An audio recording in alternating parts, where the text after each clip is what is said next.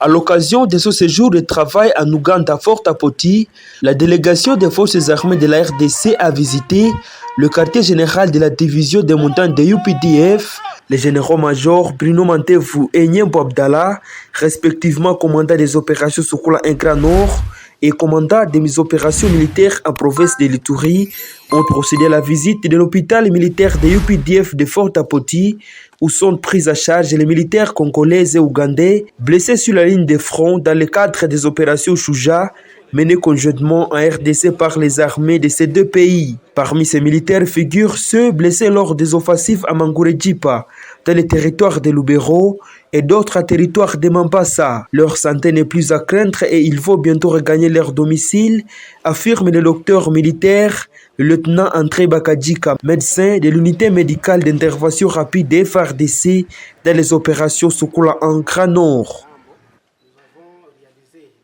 Sanitaire des militaires IPDF et FARDC qui étaient blessés sur les champs de bataille.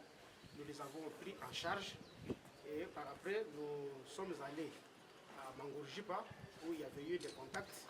Nous avons évacué des militaires IPDF blessés de guerre. Il y avait deux qui avaient des lésions graves. Nous les avons pris en charge, nous les avons opérés, nous avons extrait des éclats de bombes et nous les avons évacués ici en Ouganda. Leurs paramètres vitaux sont dans les normes. Je crois que le danger est déjà épargné. Il n'y a pas que les militaires pris en charge de cet hôpital.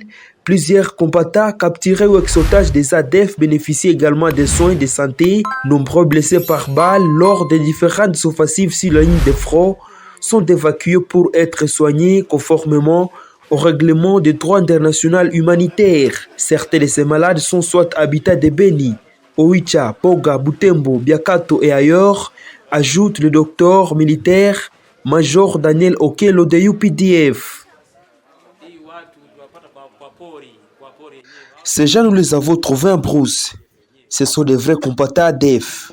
Il y a eu beaucoup d'offensives jusqu'à causer beaucoup de blessés. Et lorsque nous avons évacué les militaires de la brousse, nous les avons aussi évacués. Parce que nous ne tuons pas si nous trouvons quelqu'un en vie. Nous ne les tuons pas, nous l'évacuons et les soignons avant de les faire regagner chez soi. Les armées congolaises et ougandaises mènent conjointement des opérations militaires contre les ADF dans les provinces du Nord Kivu et de l'Ituri. Ces opérations sont saluées par les deux armées qui notent des avancées significatives sur terrain pour le rétablissement de la paix.